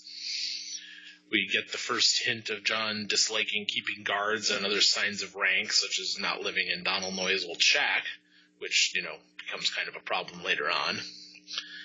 Then he goes into the yard, and it's neat to see that John has, one of the first things that John has done, unlike the people in King's Landing, is made sure that the recruits are getting trained really well, and put someone who's actually good at it in that job on, rather than, say, Alistair Thorne. I thought that was a neat detail where John is like, yeah, we're doing this right. Because he was so recently trained himself. But then we get Godfrey, quote, a knight of great renown, to hear him tell it, unquote, faring, who is just the fucking worst. Gotta be one of the worst characters we meet. John then sees Sam, who's been reading books about archery he's supposed to practice, because he is Sam. And then he goes up to see Stannis and Melisandre. So we start off with Stannis by him complaining about Lyanna Mormont, and we get the classic Bear Island knows no king but the king in the north, whose name is Stark. And you sort of hear trumpets in the background when you read that, or at least I do. Yeah. I always hear cheering. Then Stannis complains some more. John remembers he turned down being a Stark. Stannis utters the, as we later learn, rather ironic line, is Arnulf Karstark the only man of honor in the north? And complains that John doesn't talk enough. He then offers the wonderful Stannis line of, just once you might try to give me an answer that would please me, Lord Snow. I love Stannis, just insane peevishness at all times. John then explains some northern politics and explains how wildlings work. Stannis mentions that he's been learning about the others from Mance, but that won't stop him from executing him. And Stannis complains. I like the quote from John is, Stannis Baratheon with a grievance was like a mastiff with a bone. He gnawed it down to splinters. Stannis then complains about Gilly and says, I'll have more milk from her and less messages. Jon then explains how Craster worked, which apparently seems to upset Stannis, and we get, "I will not suffer such abominations," it's from your stomach, abominations here. This is not King's Landing. Presumably this is another one of Stannis' unrecognized jokes that no one laughs at. It's a good joke. And it's delivered totally deadpan. Yeah. Imagine Stannis like standing at an open mic. Like, He'd be great though. So good. Stannis then complains about the food the Watch has given him. Stannis and Jon wrangle about the castles, and we get the, various back and forth there, and Stannis threatens to behead Jon and waves his fakey sword around, which seems a little sort of demonstrative for Stannis. Then we get Jon and Melisandre walking away from the conference, and Jon says the wonderful line about Stannis of, "He only threatened to behead me twice." And Mel calls the wall one of the hinges of the world, which seems like one of those underlined lines again. And then she ends by dropping the line of, "You know nothing, Jon Snow." So apparently she can see some stuff in her fires. Yeah. Or maybe he just really knows nothing. I'm wearing a "You know nothing Jon Snow" top, so funny. Okay, sorry. I mean, it's all there. It's all in this chapter. Like, first Jon chapter, and you have everything leading to Jon's death, and maybe probably surviving in his wolf thing, and Melisandre's already seeing visions of daggers in the dark. He needs to keep ghosts by him. Yep. It's right there. It's all here. Yep. It's like first chapter of the book. Yeah, by rereading it, that stuff all does just like flash like a neon sign. Yeah. And the stuff with his wolf as well. The wargin. Yes. Yeah. Oh, by the way, with the wolf stuff, with the goats having the massive horns and being enormous, did anybody else go, are they the unicorns? Yeah. I did when someone pointed it out to me on a theory. I didn't pick it up myself. But it only mentions one horn. On the first read, I probably didn't pick it up either. Today, it seemed like a good, Skagos, unicorns. Yeah, Skagos, definitely. Mm-hmm. Does anyone have an opinion on the wall and its warg blocking abilities or possible magic blocking abilities? Because now that Summer's on the other side, he can't really detect what Summer's doing. But is it because Summer's north of the wall, or is it because Summer's where the children of the forest are and Blood Raven? I almost said White Raven. I think it's the wall. Blood Raven. Is that true? Like, I don't know. I don't have the timeline in front of me. Do we know if that's true? Like, is no. cave at this point? In the next one, it's Bran hasn't reached Blood Raven yet. They're still on the way. Okay. I think. I was so close. Yeah, haven't reached the cave yet. So I think it is the wall. Sorry. It would have been a great theory. Well, yeah, I think it's hinted at that it's the wall, but there was, I don't remember who, but there was someone on the forums who was disagreeing with that. And he brought up good points. I think it's maybe George isn't very clear on what the wall is blocking, and it's not very clear to me, but the first interpretation is surely that that's because he's north of the wall. But the thing is, doesn't Faramir Sixskin have his eagle? I think it is fly over the wall and scout. Yeah. Yeah. So it obviously still works. So whether it's the amount of distance between them. Yeah, because Hi, Tanja. Hi.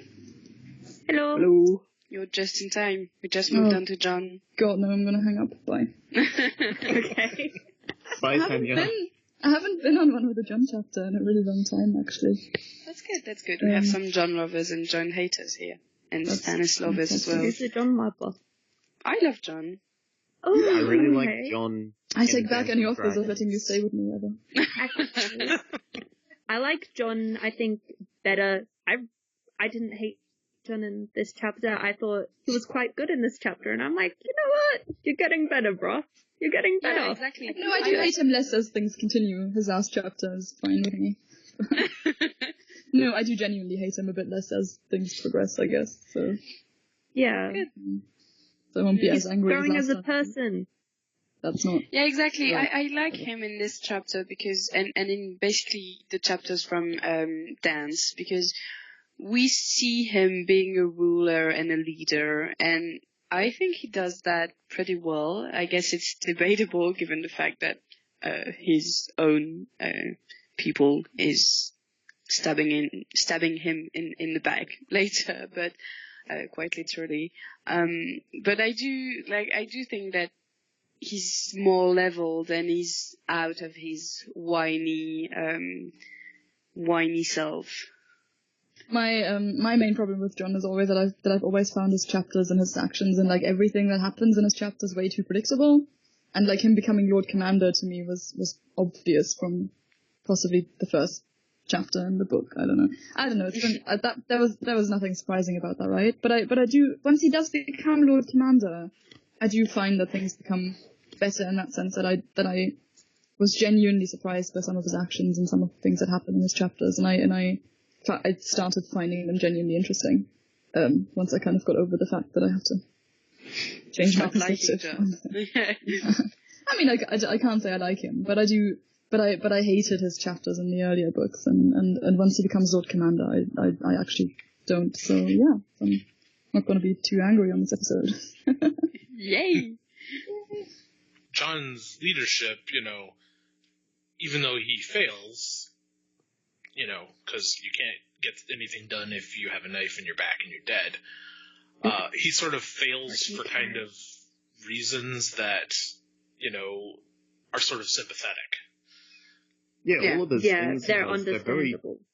justifiable. And I think his problem is he just doesn't explain his justifications for all the stuff he does to the people who are grieving and being like, nah, you can't let the wildlings through, nah. Yeah, Well, John's... I also think that he could have explained it, but it would still not have been enough, because it's the kind of political brave decisions that you have to make, and in our world it just means that you won't get re-elected. In John's world it means that you will be assassinated, and I'm not sure anyone could have taken those decisions, which I think are the right decisions. Like in the big picture, it's the right thing to let the wildling come south, but I don't see how it's ever going to be accepted by the Night's Watch. I feel like he's in one of those situations that we do see in real life politics quite a lot as well, where someone takes over power in a moment where everything is already really screwed up, and there's really, the situation is so bad that there's really no good way out of this, and any way forward is going to make people dislike you to some extent, because people also just dislike the situation that you haven't necessarily caused, but because you're in power now, you're going to get all the hate for everything that happens, and I feel like it's one of those situations where you just can't win, basically. Like, you can't be liked if you come to power in certain situations, I think. Yeah, which is very true. Because if you get into power in a bad situation, it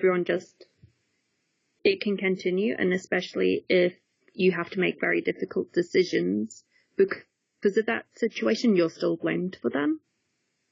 Yeah, and you can't immediately fix everything. Like, John isn't, like, this is such a shitty situation that the Night's Watch is in, and there's no good and easy and comfortable immediate fix for this. So he's obviously going to be hated however things develop because he can't immediately fix it. So it's just a difficult situation for him to take over in.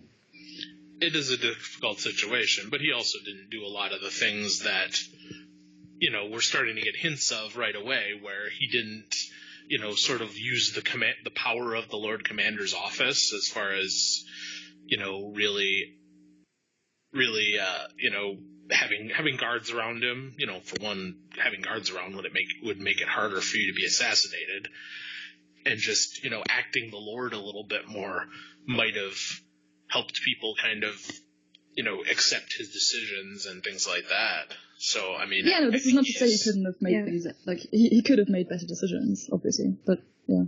But I feel like... He could have sold his decisions a little better. Yeah.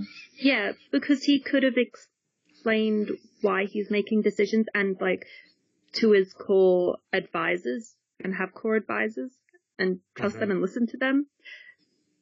But yeah, we never see John's council meeting, you know? That's a really good point. Yeah, he does unnecessarily isolate himself to an extent that's not helping him. He sends a lot of his friends away, like Pip and Gren and various other people go to different castles, so when it comes time for his assassination, he really doesn't have anyone to protect him. I mean, even Ghost, as jail, is in a cell. But I mean, we see him interacting with Bowen Marsh or other people of importance at Castle Black and trying to explain to them why he's making those decisions. But at some point, he just gives up on that because they don't get it, and he hopes that they will respect him enough to just do what he says, but they don't quite. Yeah, but that's not leadership, though. Yeah, that's true, but I mean, when you see his conversations with Bowen Marsh, just kind of want to slap the guy, like, just get real. The wildlings have to go through, and I think it was really a difficult situation, and people were not going to accept it anyway. Honestly, Bowen Marsh should have been removed from his command as head steward. Like, he's just a negative Nancy. No one wants that. Just like, you're a negative Nancy, go to a different castle. Goodbye.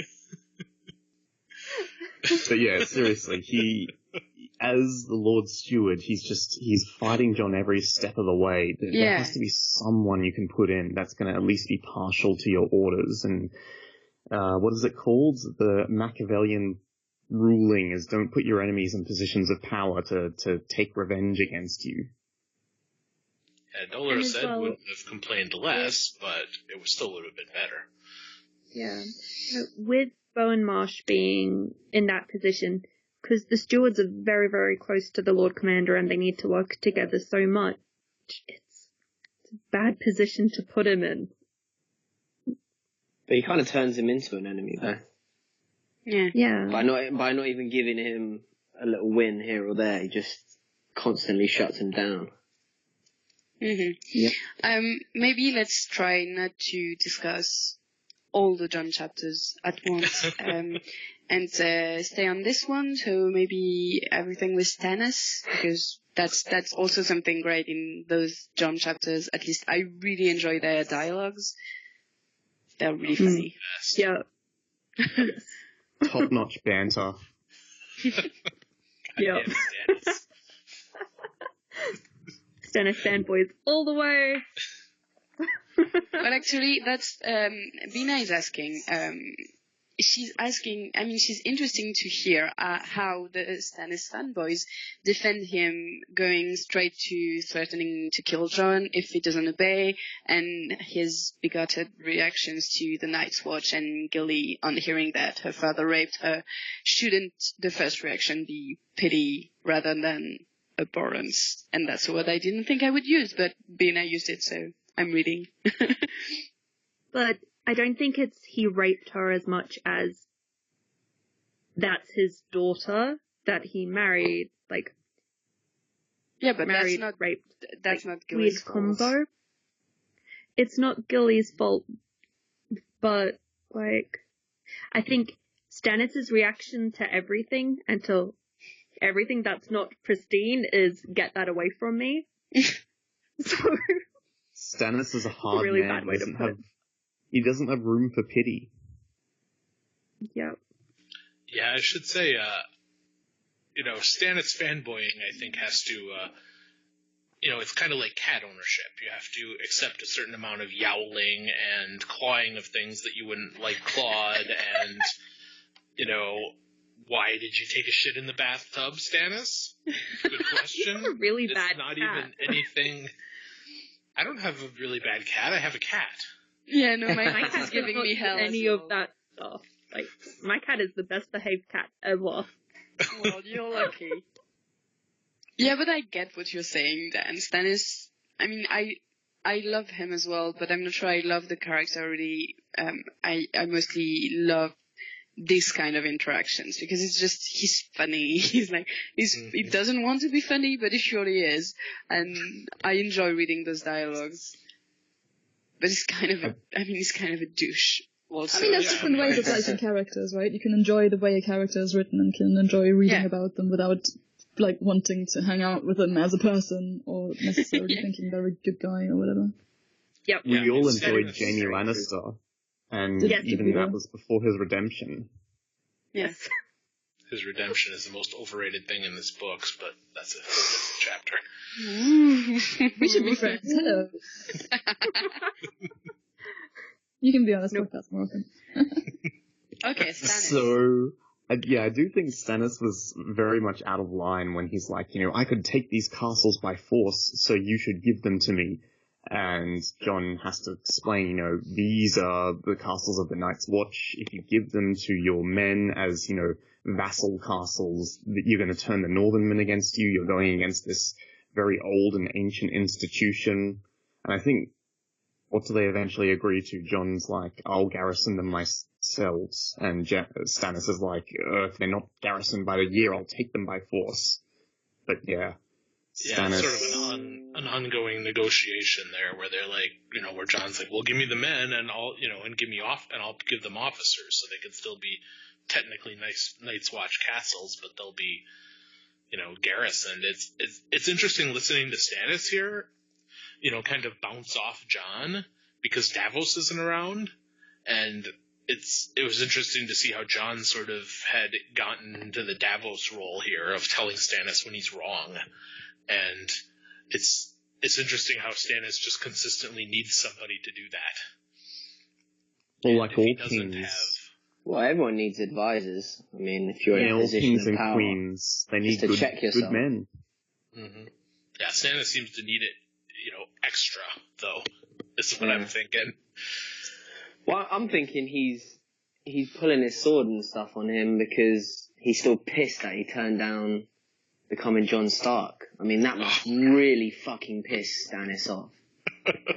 Well, everything really fucking pisses Stannis off, but he certainly complains about it enough. That would have potentially saved his bacon, and he would have had the entire North behind him, or at least, 2/3, 3/4. It would have saved his bacon massively. So, I think he's entitled to wave his fancy sword around and, just throw his toys out the pram and have a sulk. It's also immediately after Jon says, I am the sword in the darkness or something, one of the oaths of the Night Watch, so it was really appropriate. Like, this is the real sword in the darkness. And I'm like, yeah, you get a point. And it makes me think, did George intentionally, know this conversation was going to happen, and so he made the Night's Watch oath to be kind of like that? And how far ahead did George think when he wrote this? That's impossible. He's no. He geared a whole plot towards this one scene. So Yeah, I mean, this much planning would comedic surprise me. moment. So. Just a little tip of the hat. Yeah, and the Night's Watch vows are so great and badass in themselves. That would be a shame to write some things into them just to make it go with a certain conversation 5 books away. So no, I don't think so. Yeah, I agree. This conversation doesn't seem big enough for this, and the vows seem too big in comparison. So, doubt it. But it fits together really nicely. So. What did I like about this conversation? Apart from everything. John's like, just being honest. He's just laying it out. Yeah. And, like, Stannis, he's tactics smart, but he's not understanding human beings smart.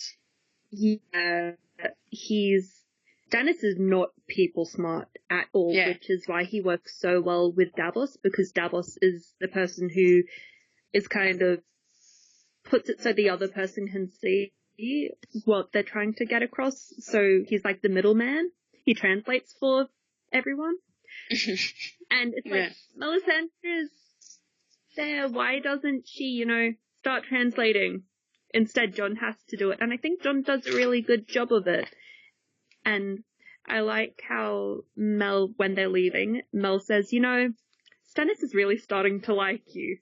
And it's like, yeah, because he's being Davos for him. That's why. He only threatened to behead me twice. I love this part. Yeah. Well, Stannis loves Davos and he cut off his fingers, so imagine how much he loves Jon if he cuts off his head. So much. Hey, we've just heard about the whispers and how that can be actually really great, so, your chorus of heads. They're split, he already has a witch to do it, so it's gonna happen. I have a new Winds of Winter theory. Jon comes back as a talking head. I still hope he doesn't come back. I'm sure he does, but I'm still hoping he doesn't come back. Actually, when did this come out? Sorry. 2011. So 8 years ago. After J.K. Rowling, Prisoner of Azkaban, which does have talking heads. Sorry, okay. So derivative. Okay, let's talk about Melisandre also. Bina, one of Bina's note is that she respects Mel for her self-awareness that her interpretation of prophecy can be wrong. Which is, she says that in this chapter, so she does realize it. Well, she says other people or the seer of the flames can make a mistake. I don't know if she's necessarily saying I make mistakes. Mm-hmm. But at least she acknowledges that visions are fallible, though. Rather than being like, it's a vision, it has to come true. They only ever come true in the way the seer interprets them. What do you think is Melisandre's motivation to help Jon? Seeing him in the flames? That or just she the knows. fact that he's offering genuinely good advice to Stannis. I think she can magically sense that, there's some power to this guy, whether she quite understands, warging and magic Targaryen blood and all that stuff, super well. I think she's able to magically sense that, wow, he's woo-woo. Just like the wall is wow, woo-woo. Well, maybe magic magic draws magic, so... Yeah, but what does it mean for... She backs Stannis. She thinks that Stannis is the prince that was promised. At least she says that's what she believes. So where does Jon, where is Jon in this interpretation? I feel that at least for the time being she helps him because she thinks he's a good thing for the wall, and the wall is the most important thing to keep the others from invading. She's not necessarily helping him for him, but for the stability of the Night's Watch. Yeah. It might be that she's realized part way through that maybe Stannis isn't the prince that was promised. Like, maybe the visions have changed because everything else around it has changed. And so she's still saying it's Stannis, but in the back of her mind she's going, I don't think it actually is anymore. But she's still backing him. Maybe she's like subconsciously figured it out to some extent. But yeah, or she might just be doubting herself now. But yeah. Okay, Michael and Dan. It could be like, oh, I'm sure it's Stannis, but just in case it's not. So it could just be a keeping options open kind of thing. Yeah. One thing I wanted to bring up about Mel was that I think it's real interesting that her, like, the magic that she's using to glamour herself to look like Melisandre, you know, whatever she would actually look like without it, it's interesting that magic gives off heat, because she's, like, super hot. John describes... Yes, she is. Described. Not just in the way Grease Van Houten is super hot, but in other ways. But is she I don't know if super that's hot the same magic. Like, that you have the glamour, and then we also know that... That's what I'm saying, though, because Stannis' sword doesn't give off any heat. It just glows. So that glamour, there's no heat or there's no anything but a shiny glamour. Whereas Melisandre's glamour is apparently something extra because she gives off heat, and that was what I noticed and thought was interesting. Could it just be because it's different quantities? Because, like, making the whole person... It's an entirely different magic, like a different spell, because we know that followers of R'hllor, like Victarion's helper, they don't need to eat or drink, and so I think that's some different form of sustenance or the warmth of the Lord of Light being within them. So I think that's completely different to the glamours. I agree with Michael on this. Yeah, I think it's different. I don't think just because she is glamour doesn't mean that's necessarily why she is always warm and giving off heat. Mm.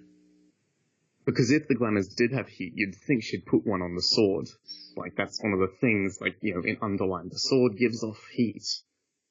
Mm-hmm. Stannis complained that he was always too hot, so she took it off. Stannis complained that she's always too hot. Ooh. Upgrade. Ooh! Sorry.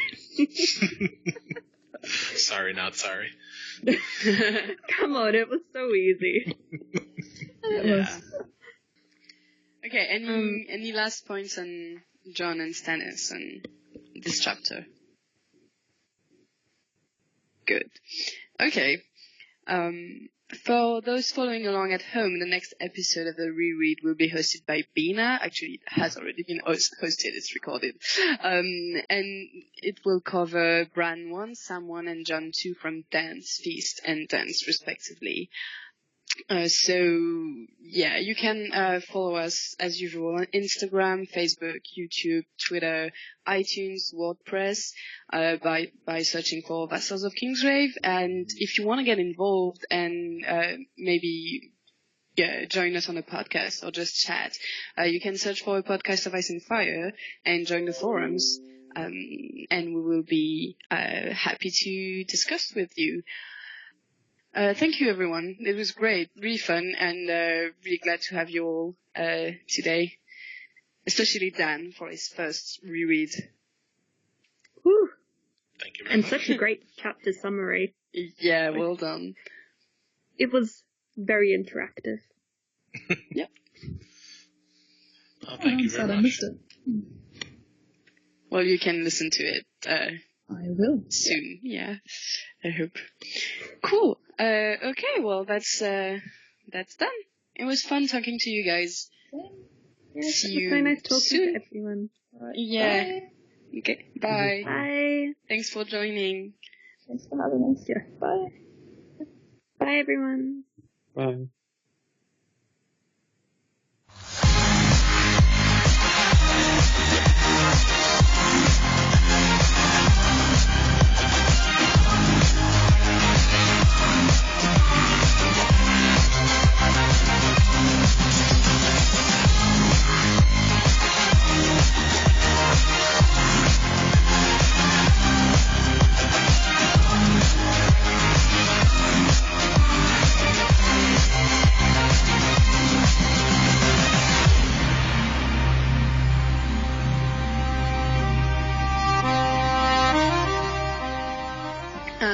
So, Daniel, do we call you Dan or Daniel or whichever?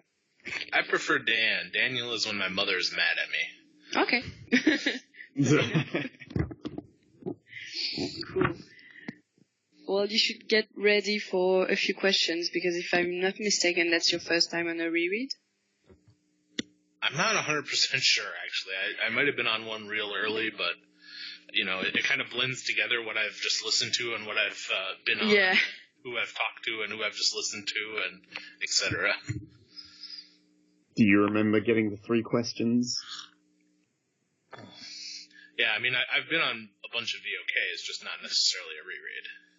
I think you've been around, like, so much longer than I have, but just not on a reread. Yeah, okay, so according to your WordPress page, you have not been on... Is it WordPress? Yes, it is WordPress. According to your thingy, you haven't been on any of the rereads. You've just been on everything else. I believe you, Sarah. If it's wrong, it's not my fault, okay? It's the page. Which is actually rather handy, clicking on people's names and seeing what they're in. Yeah. It is. It's so useful because if I'm like, okay, wait, have I been on with this person before? Which is such a bad thing to be like. Or, like, if I'm forgetting stuff and I'm like, let me look. Well, Makes it way easier. You know everybody's voices, so it's like, you know, so I'm like listening to you talk and I'm like, oh, I know her. I've heard that voice a bunch of times. It's so true. You know, I know Marie. I know, but the question is, do they know me as a human being or just an anonymous voice on the internet? That's the hard part. Never trust a cook, my lord. They'll prune you when you least expect it. There's not a lot that I can easily cut out from the last 2 hours, so... you can cut out all of my jokes. Well, no, they're funny. No. The micellar water one was not funny. I haven't heard most of them. No cutting them out. Never trust a cook, my lord. They'll prune you when you least expect it. Some crack pottery. Go. Yes, please. Yes. Alright. So, when he's in Ghost, and he sees all his brothers and sister, it was, first they was 6, then 5, and so basically, long story short, is Greywind still alive? I think it says then they were 4. Yeah, As a head. there were 4. 4. Oh, come on. Talking I a think great... I have the book in front of me. I'll double check what they say. Wait, Yeah, I hang think on, just go read the chapter again. Yeah. Greywind is part of the head chorus. Come on. It's canon. 5 whimpering blind in the snow by their dead mother, whilst he crawled off. So who died? Of the Lady. 4. No, there Oh, were... yeah. Yeah, that's it. And there were 6 at the beginning. The 5 normal... Cut that out. Plus... Leave it in. Basic math A little too 101. cracked pot. Never trust a cook, my lord. They'll prune you when you least expect it. I have a theory about how John stays alive later, but that can be said later in a different chapter. Yes, please, that'll upset me. I still hope he doesn't come back. Because that goes back to my whole, because him coming back is the most predictable thing ever, and he's just stopped being the most predictable character ever. Yeah. But it happens in another book, and it happens Yeah, the Sarah. exact same way in this book. You know Like- what? In Reread 66, I was talking about that book, and no one had read it, and I was like, no Which one book? gets my What? reference. Well, you're The talking about the Assassin's Long Apprentice, Seer. the Farseer Yeah, trilogy. Yeah. Like The the Farseer exact same way. And like Yeah. they have the 2 forms of magic as well, so it's the exact same as this book, and I'm like, dude, bro, George, you're ripping it off. You're ripping it off. Yeah, that's exactly the same thing, and I expect it will happen Yeah. in exactly the same way. Yes, exactly. And there's even stone dragons in that one, and there's meant to be stone dragons in this one. So, like, Ice dragons. bro. I know, which is why I'm like, we need to do a reread of that, and then we can totally intertextualize, but yeah. Okay, Yeah. I will do that with you. Actually, about the wargame, I don't remember John being as aware of the wargame before, or is it just me?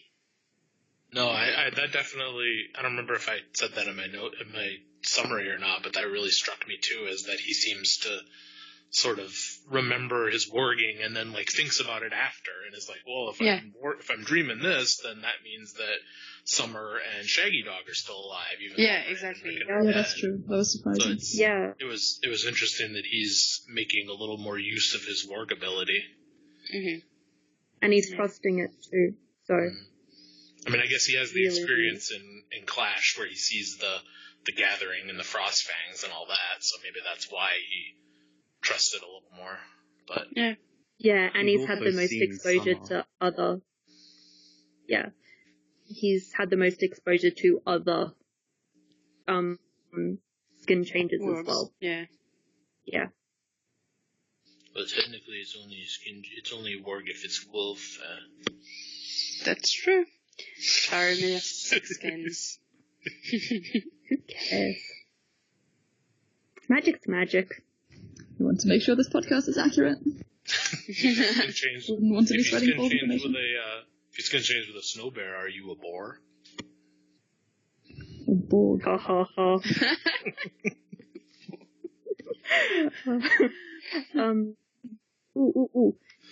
Can we talk about how all of these characters have douchey people in them? Like, it's the prick trilogy. Well, I mean, that's true of every chapter that we read, right? Not just today. Most chapters, yeah. So. It was pretty noticeable, though. Yeah, that's right. It was. Like, Randall Tarley, those. Stannis is being a bit difficult to deal with in this one. There's the Godfrey dude, there's Darkstar, like, George is bringing it with these three. Yeah. I think that's the title of this episode, the Prick Trilogy. Yes. It's in a short list. I also have a chorus of heads, but that might not be as funny. I think that's also very good, but I think the Prick Trilogy is better. And the you could call it Talking Heads. The Prick Trilogy is a little more on brand for VOK, I think. I'm okay. I'm still thinking about the 66 title because we had a lot of funny one, but it's probably gonna be the three-headed kitten. So yes. Never trust a cook, my lord. They'll prune you when you least expect it. Noah, when are we hanging out? I haven't seen you in ages. I know. I'm dying to play a board game soon. We need to get something going. Yeah. I'm so happy to see you guys in October.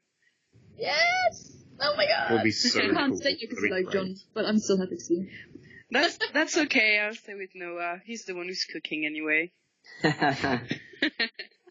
We'll be cooking a feast.